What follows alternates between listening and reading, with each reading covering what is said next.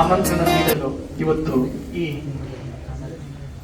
ಇಸ್ಲಾಂ ಧರ್ಮದ ಪವಿತ್ರ ಕ್ಷೇತ್ರವಾಗಿರ್ತಕ್ಕಂತಹ ಮಸೀದಿಯಲ್ಲಿ ನಾವುಗಳೆಲ್ಲ ಸೇರಿದ್ದೇವೆ. ಈ ಮಸೀದಿಯ ಗುರುಗಳಲ್ಲಿ ತಮ್ಮೆಲ್ಲರಲ್ಲಿ ನಮ್ಮ ಪ್ರಣಾಮಗಳು. ಇವತ್ತು ಹಾಲ್ಕೇರಿ ಮಠದ ಬಗ್ಗೆ ತಾವುಗಳೆಲ್ಲ ತಿಳಿಸಿದ್ರಿ. ಇಲ್ಲೇ ಪಕ್ಕಕ್ಕೆ ಗೋಗೇರಿ ಇದೆಯಲ್ಲ, ಆ ಗೋಗೇರಿ ನಮ್ಮ ಅನ್ನದಾನೇಶ್ವರ ಮಠದ ಚೇರ್ಮನ್ರು ಭಾಗವನವರ ಅದಾರ ಅಂತಕ್ಕಂಥದ್ದು ನಿಮಗೆಲ್ಲ ಗೊತ್ತಿರ್ತಕ್ಕಂಥದ್ದು.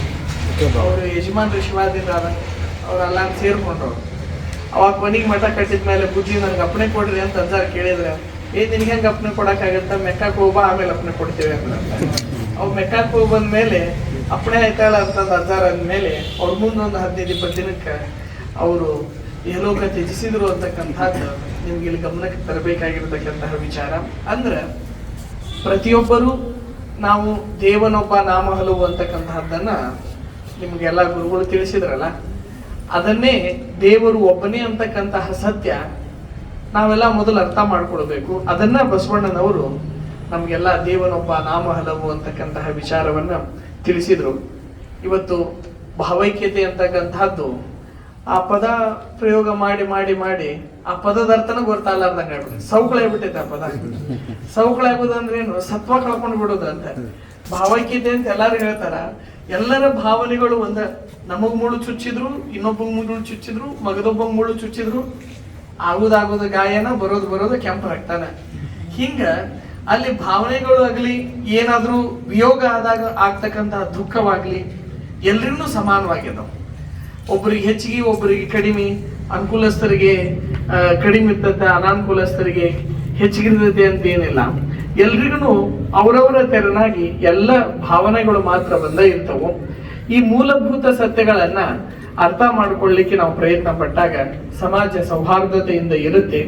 ಗಜೇಂದ್ರಗಢ ನಗರ, ಕೋಟೆನಾಡು ಸದಾಕಾಲ ಒಂದು ಸೌಹಾರ್ದತೆಗೆ ಅತ್ಯಂತ ಪ್ರಾಮುಖ್ಯತೆಯನ್ನ ಕೊಟ್ಟಿರ್ತಕ್ಕಂಥದ್ದು. ನಮ್ಮ ಹೊಸಪೇಟೆ ಒಳಗೂ ನಮ್ಮ ಸಿದ್ದಣ್ಣನವರು ಸ್ಮರಣ ಮಾಡಿದ್ರು.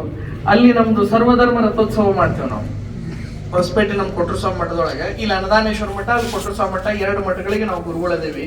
ಅಲ್ಲಿ ನಮ್ಮ ಗುರುಗಳು ಸರ್ವಧರ್ಮ ಸಮನ್ವಯ ರಥ ಅಂದ್ರೆ ಎಲ್ಲಾ ಧರ್ಮದವರು ತಮ್ಮ ಧರ್ಮ ಗ್ರಂಥಗಳನ್ನ ತಂದು ರಥದೊಳಗಿಟ್ಟು ರಥೋತ್ಸವ ಮಾಡೋದು.